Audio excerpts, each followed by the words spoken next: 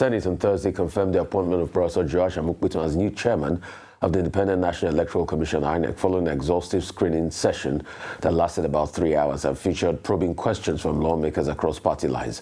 Amupitan, a distinguished legal scholar and senior advocate of Nigeria, SAN, pledged sweeping institutional reforms to restore public trust in Nigeria's electoral system, vowed to create an ethics and compliance committee and push for the establishment of a long overdue Electoral Offences Commission to investigate and prosecute electoral crimes. The new INEC boss told lawmakers that one of his steps upon assumption of office will be to introduce an internal integrity framework to hold electoral officers accountable for misconduct. He admitted that past elections have been marred by irregularities and corruption, and noting that while some offenders in Bayelsa and Anambra states have been prosecuted, many others escaped justice. Amupitan pledged that such impunity will no longer be tolerated. Joining us now on the show to discuss appointment of the new INEC chairman and what he needs to do to hit the ground running is Dr. Ubani, a senior advocate of Nigeria. Great to have you, Dr. Ubani. Dr. Ubani, isn't, and I know you're suited up, you have to go to court, so we'll make it quickly. Isn't the best place to start from be Professor Amupitan releasing an audit report of what constituted the technical glitch in the last election? Because if we cannot know what happened in the past, we can't move forward. That part of Nigeria history is blank as we speak today. And Nigerians need to know. It is travesty, it is murder for Nigerians not knowing what transpired and what constituted that technical glitch in the presidential elections in the last elections. Is that not a good place to start from for Professor Amupitan? Ufai, thank you for having me. You want him to start first as the responsibility that has been entrusted on him to start probing what happened in the last election. I'm not too sure that will be the best thing now. He has acknowledged the fact that there has been deficiencies in previous election, and he has also made promises that he will want to start on a clean slate and correct some of those mistakes of the past, and ensuring that confidence of Nigerians are restored to the electoral process. You know, that is the starting point. The issue of looking at past failures is something that I think he should look at, but not something that should occupy his priority list now, because Anambra election is forthcoming. This is the first election that will be a very tasty one for him. He is going to have Nigerians' confidence restored to the electoral process, and then have them be interested in the electoral process. If he could put through with Anambra election, that should engage him as a priority. So I don't think that the best thing for him now, Rufai, if you ask me, to start probing of the last glitches. You know, he has acknowledged the fact that there has been some issues which he promised to actually correct in his own tenure. And the election of Anambra and other subsequent elections before the major one in 2027 should be the one that I think should occupy him at this point. You know, and he must, prove that the confidence reposed upon him by the president, the Council of State, and the confirmation by the Senate, is not misplaced. And Nigerians are really looking forward, because academically the man is qualified.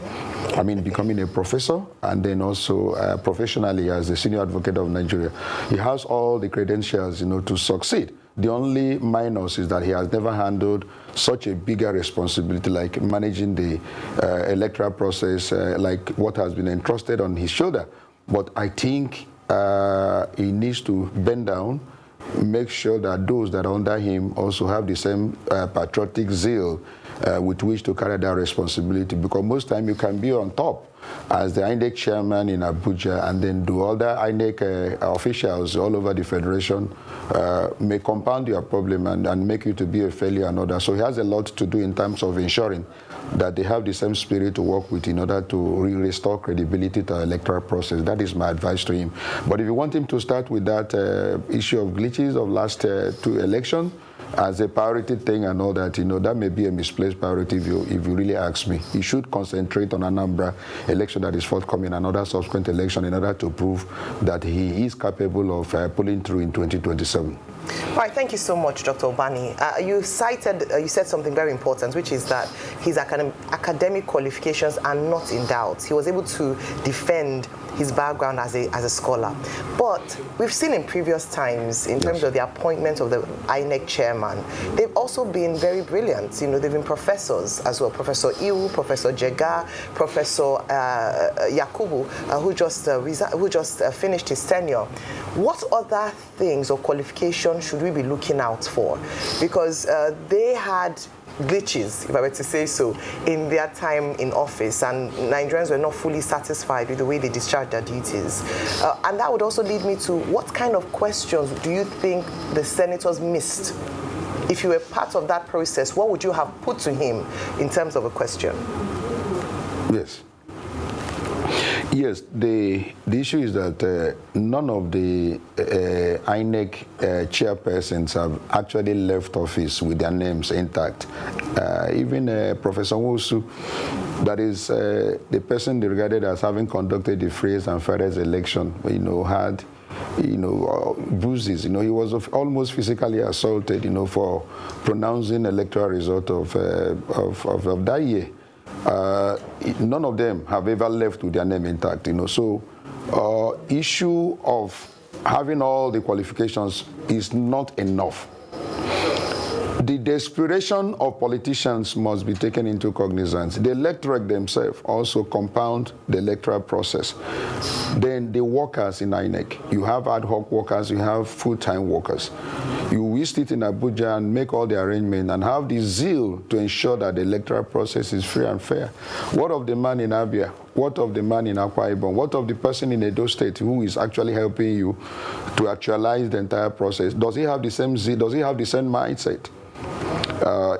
So it's very important. You remember what happened in Abia State. If not for the returning officer, the woman that was in charge, who said, no, I cannot in any way be bought. I mean, it could have, the electoral process in Abia State could have been compounded. So I'm saying that you can have all the qualifications, but you must also deal with the people that are under you in the system, in order to have the same zeal and mind to make the entire thing to work. You must also talk to the politicians, the level of desperation because of institutional weaknesses, that make those who want to come into power to do all manner of things in order to be in power, knowing fully well that when they get into power, the checks and balances are not there, and they can do all manner of things and get away with it. So the desperation, we have to curtail it. Then even the electorate themselves, do they have clear understanding of the criteria for good leadership? Do they understand why we should vote this person in and all that? Is it somebody that gives us money? Is it somebody that buys a bag of rice?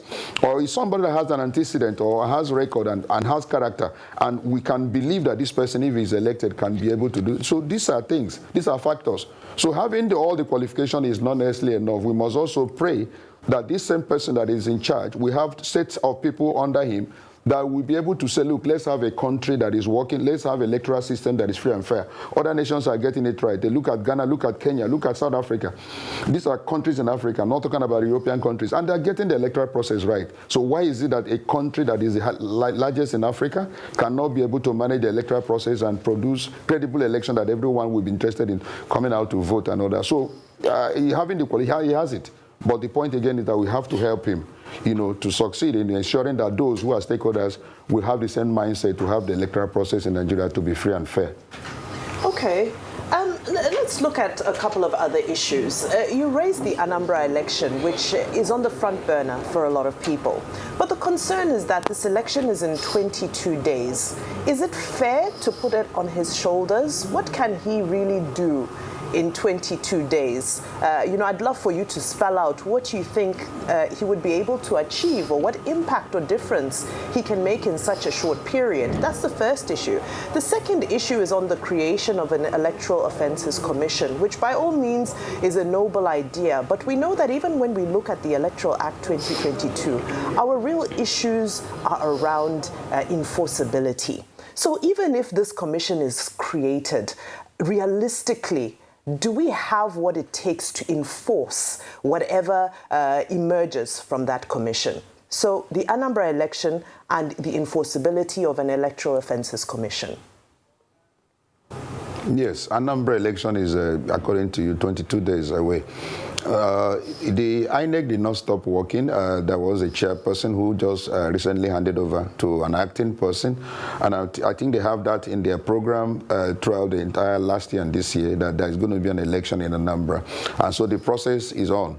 And he has now come in as a new leader and all that. So what he needs to do is to ask questions and then see where there is any area for correction, in order to ensure that there is going to be credibility in the entire process and make sure that we have a free and fair election in Anambra. So INEC didn't stop working, even with the last chairperson who has left, and then there is an acting person. So they will be able to brief him, give him a clear picture of where they are presently with the Anambra election, the planning and all the logistics. So he must ensure that things are put in place. If I in his shoe, I will relocate to Anambra and ensure that this particular election is a testy one for him, and he must restore the confidence of Nigerians with election in Anambra. So whatever he can do to ensure that the process, just one state, is free and fair, and that everything is transparently done, and that Nigerians' confidence are restored, I will advise him to do it, So the number of days is immaterial, because the INEC did not stop working. They were planning towards this election before he came in now as a leader. So the point, I asked question, where are you guys, what are we supposed to do and what are we not supposed to do and all that, and then ensure that he himself show physical presence and seriousness that goes with the electoral process to ensure that he gives us something that will restore our confidence. That is with regard to Anambra. So I think that is a tasty one for him, and I pray that he succeeds. With the issue of commission, the Electoral Offences Commission, he's been on. It's not today, it has been a suggestion, even by previous people who want the electoral reform. So it's something that the lawmakers have to look into now and ensure that we have it. But having the laws without implementation has always been our problem. We are not short of good laws. We have laws, but we must have the political willpower to ensure that the laws we have made, we execute them. We must make sure that those who commit electoral offenses are punished. That is the only way you can deter those who are prospecting to commit electoral offense. So get people punished. Ensure that election is free and fair. I participated in 2023 election, and I saw what happened. People will go to polling unit where they think their opponents are succeeding in order to create some level of chaos so that the election will be declared null and void and all that. We must stop all that nonsense. If people must choose leaders, let them be free and fair, to choose leaders that will govern this country and make Nigeria to be one of the best countries in the world. We can't be holding ourselves backwards and we're blaming, others and leaders and all that. We must allow Nigerians to make choices of who they want to be a governor, who they want to be a local government chairman, who they want to be the president. We can't be crying every year over certain things that is within our power to correct, and we want other nations to come and correct us and all that. We must make up our mind that this country belongs to all of us, and we must make Nigeria to work. We should not allow our children to be leaving this country to go to other nations where things are settled, whereas we can settle those things here internally. So I think that everyone must make up our mind that we must have a country that is working. We must have a country that everything is in order, and we must do the right thing at every time in order to make things proper. So I think that the man he has all the responsibilities to accomplish that, and God give him all the wisdom to succeed. Okay, see, for me, I think that the most important issue will have been reviewing the 2023 elections, because you can't build nothing if you don't have a pedestal. Do you know that after that technical glitch, it became easy for us to have many more technical glitch in the by-elections and alleged manipulation of that IREV that was supposed to be vote rigging vaccine, as somebody called it. Yeah. So we need to go back to what happened, and that's why I asked that question, because Anambra elections is coming. You will hear a lot of the skirmishes. Everything will be blamed on the IREV. The IREV was supposed to be the solution to the problem.